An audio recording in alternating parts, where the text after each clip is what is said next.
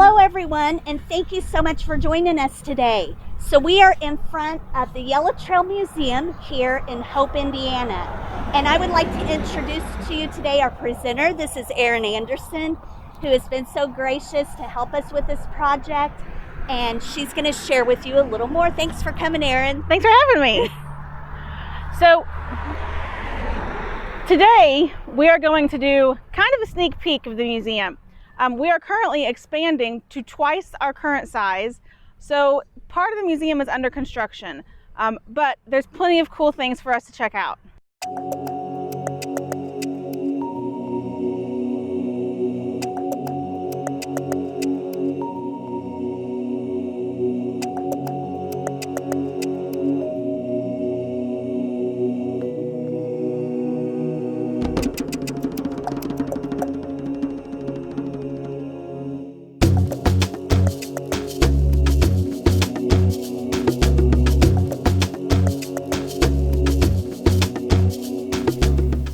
So this building that the museum sits in there's been something here since the mid-1800s, and it's always been, until the Yellow Trail came along, a hardware store.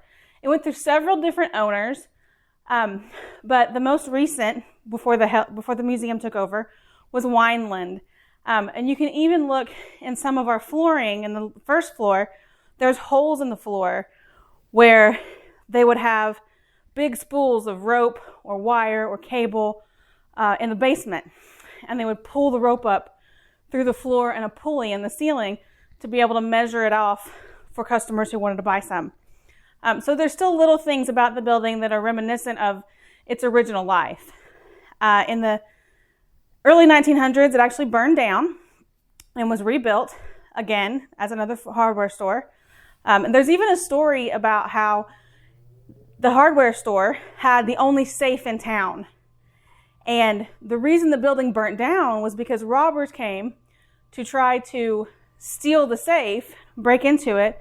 They weren't very successful, and to cover their tracks, they burnt the building down. And as it was the only safe in town, it had the money for lots of the merchants and business owners. So it was kind of a no-brainer for the criminals to come and try to take it, but they weren't so successful. We often get asked where our name comes from, the Yellow Trail. So this was a marketing gimmick from the early 1900s, in the early times of automobiles. There was a gentleman here in town named Eldest Baugh. He had a garage, and the building still stands, and you can sort of still see the mural on the front of the building where his sign was, and it's just on the south side of the square. You can actually see it from our front door, which is great. The gimmick that he came up with was that he needed automobile owners to bring their vehicles here so he could work on them. But there wasn't a big population here to support his efforts just on the folks that lived in town. So he had to go outside of town. And what he did was created basically business cards about the size of a credit card today, and it said, "Follow the Yellow Trail to Spa's Garage in Hope." And he would use Hope as the hub, like of a wheel, and then the spokes would go out to Columbus and Edinburgh and Shelbyville and Greensburg. And along those routes, he painted yellow marks around fence posts and telephone poles and electrical poles, so that people could literally follow the yellow markings all the way to town. And it was very successful, to the point where he was able to get expert craftsmen to come and work for him. I mean, this was a time when we still had to make the parts. You couldn't just order them from the manufacturer like you can today. And he was able to get folks to move here from as far away as like Rushville, so 2 counties away, because he was so successful. So when the museum comes along, we decided or our founders decided, that was such a cool story and so unique to Hope that should be the name of our museum. Eldest Baugh and his Yellow Trail marketing wasn't the only kind of brilliant marketing plan that's happened here in Hope. Merrill Klaus was the owner of a local grocery store, and He was a major merchant here in town, and he and the other merchants downtown wanted to increase traffic to their stores. And this was in the 60s when malls were starting to open in Columbus, Greenwood, and other places nearby. And so people were going to those towns to get what they needed instead of coming into town here in Hope like they had been for a long time. So in order to increase customers in the downtown area to these merchants, he and the other merchants came up with this idea to have a day where they touted the history of Hope as kind of an attraction to the downtown. And once people got here, oh, they're hungry, or oh, that shop looks really cool, let's go check it out. That was the intention. So he puts the word out, and folks from all over town, especially in the businesses downtown, get together, these little historical displays for their windows, or they actually take the artifacts out into the square and set up in the square. And eventually that becomes known as Hope Heritage Days. That has been an annual tradition, with the exception of 2020, since the 60s. And it's become an enormous economic boom for the entire town, the entire town, bringing in tens of thousands of people over the course of the 3-day weekend. And it did have to expand to 3 days because it was becoming so successful. Well, afterwards, after the Heritage Days were over, all those historic artifacts were just being shoved back in people's closets and attics and basements. And it got to the point where the merchants said, look, this is great, but we're tired of packing this stuff around. It needs to go in a museum. So that's how the Yellow Trail Museum came to be.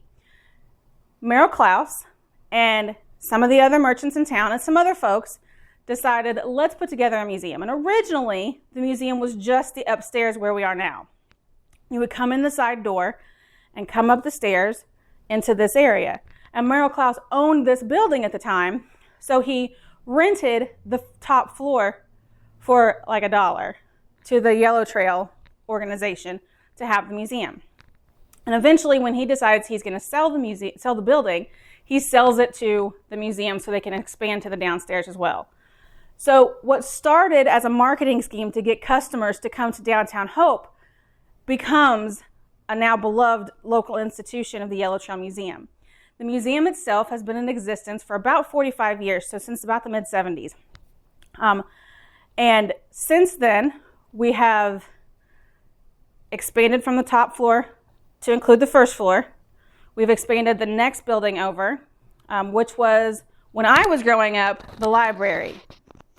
And then recently, in 2019, we purchased the next 2 buildings because we're expanding again. So we're doubling our size with the intention to house not only additional artifacts to tell the stories of the Flat Rock and Hog Creek townships, but we also have a research library and genealogy, and we are the home of the Indiana Rural Letter Carriers Association Museum. In the late 1890s and the early 1900s, the federal U.S. Postal System or Service was looking for a way to get mail out to rural areas as a way to just increase the use of the postal system. So they needed to have a place where they could pilot this program, basically. And Hope was picked as one of several towns around the country to do this because we had a predominantly rural population, just like we do today. With the coming of World War I and the Great Depression and World War II, Hope was the only town among those original pilot towns that never stopped their rural delivery. And this was rural free delivery. So those customers didn't have to pay extra to get their mail delivered to their house. That was unique because before that, they would have to do that. Otherwise, they would go to the post office and go to get their mail out of their post office box. What was really amazing is that it didn't matter what the weather was or what the social climate or the political climate of the world or the country. Hope kept its rural free delivery going nonstop. Because of that, in the 1970s, when the Indiana Rural Letter Carriers Association, so that's the association of all the postmen and women who deliver to the rural areas, decided that they wanted a place to tell their story about that work that their organization had done, all those postmen and women had done for almost 100 years. They decided that Hope was the perfect place to do that because we were the longest running rural free delivery in the entire country. So they brought artifacts here, including mail hacks, which were the carriages that were used by the postmen, just like the little white mail trucks that the mailmen drive around today, only with, horses. They had mail hacks, they had post office boxes or mailboxes, they had all kinds of stuff, not just about their organization, the Indiana Rural Letter Carriers Association, so their history, but also as mail delivery in general. And they built a little museum on the town square. And it was a little brown building with windows, and you could walk up at any time of day and see everything. Well, over time, that building, by the early 2000s, had sort of fallen apart. The air conditioning system didn't really work well. The artifacts were in danger of being damaged. So the Yellow Trail Museum said, we will take those. This is an important story, and we want to keep those safe and be able to display them for the next 100 years. So we took the artifacts, and we had to put them in storage because we didn't have room at the time. Eventually, we raised enough money to purchase the last two portions of our building, so our expansion that we're working on now. And that is where we're going to hold not only our research library that's much larger than it originally has been, but also an entire area dedicated to the Indiana Rural Letter Carriers Association. We are the only rural letter carrier museum in the country.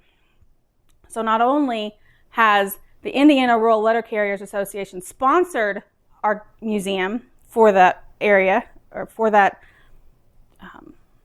display of those artifacts, but we've also made reaches to the National Rural Letter Carriers Association to gain sponsorship from them too. And this is a huge deal, not only in the museum world, but because this is a portion of a story that people don't often think about.